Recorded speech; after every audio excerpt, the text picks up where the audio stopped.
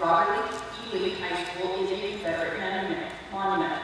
Right now, we're making kids go to school in a Confederate monument, and you can't tell me that that doesn't occur. Short speech, but that's basically what I came to say. Please stop making our kids go to school in a Confederate monument. More than 150 people gathered at Gypsy Hill Park Gymnasium.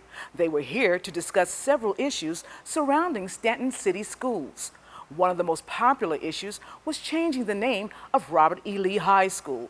The bottom line for me is that it is humiliating for blacks to attend a school that honors a Confederate general who fought to keep their ancestors enslaved. There were 4 million of them at the time of the Civil War. Staunton is better than that. The name hurts. Psychologist Ann Hunter is in favor of changing the name of Robert E. Lee High School to its original name, Staunton High School. Virginia Center for Inclusive Communities held a forum today. Jonathan Zur is the president and CEO of the group. Our organization is partnering with Staunton City Schools to be able to listen to the community, to understand the climate as it relates to diversity and inclusion, and to provide some context and some support for the school board as they make some decisions around how to make sure Staunton is a school division that serves equitably all of its students. Zur gave rules which allowed 2 minutes for each person to speak. Then a buzzer sounded, alerting them their time was up. Another representative explained what the group would do with the residents' concerns. The input and the feedback that we get today, we're going to gather that.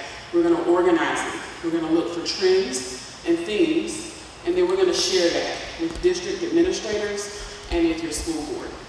So today, we hope, and it's our desire, that we don't just talk, but that we truly begin to process and move from a place of awareness to action.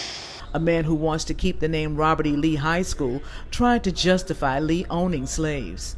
But I'm a study leader with Smithsonian, and I focus on Civil War, American history. Be aware of presentism, folks. Let me give you one example. Can you think of the last president of the United States who owned somebody, who actually bought and owned somebody and then sold them?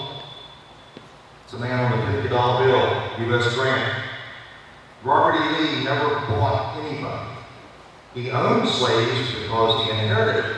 Leah Pack is a retired school teacher and administrator. I support changing the name. We claim to be an inclusive city. Here's an example of whom we can step up to the plate. I feel like it's time to do that. It is an issue that will resolve itself. So this is an old school teacher's observation. So here's a chance for us to take it back to the original name to reflect all of our children. And speaking of children, if you're going to school and you are black, you don't want to go into Confederate monument and learn about history in a Confederate monument, then that's not okay. I wanted to voice my opinion on this because I felt it is important that people know about this issue. Thank you. Those names are my incredibly short.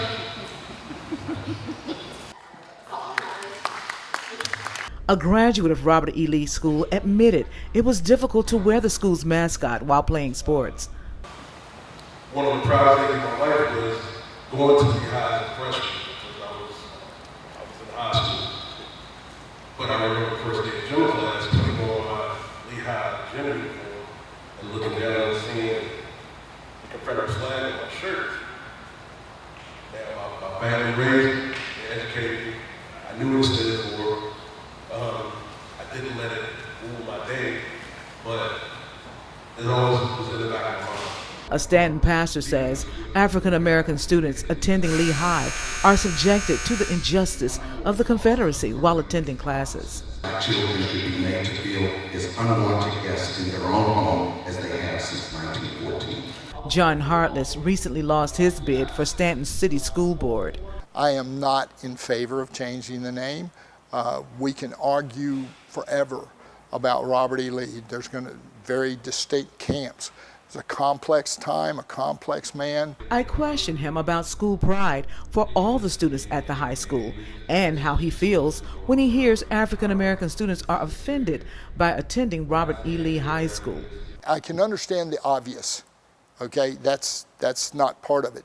But what I would say to those students is the school name is what it has been made since that 100 years by the student bodies that have come here, attended, graduated, and beyond. But Priscilla Rucker is also a Lee High School graduate. She has a different perspective of attending the school. As a student at Lee High, I used to ask the question all the time, why is our school named Robert E. Lee? Due to the fact that, I was raised in church and different things, and I seen that you should always treat others as you wanted to be treated. My son asked me, why do I have to go to a school that represents that? He said, that's nothing that you have taught me. That's nothing I have learned in church. That is degrading people. He said, I have no respect for that. But you telling me to stand up for things. Rucker admitted she and her classmates did not speak out, nor did they have the support that students have today. I had no problem with the school. I had a problem with the name that was on the school. But kids today have to go to that school. Should they live with that? No, they shouldn't have to. Then it should be about them, not about us. In Staunton, Elaine Rackley for Breaking Through News.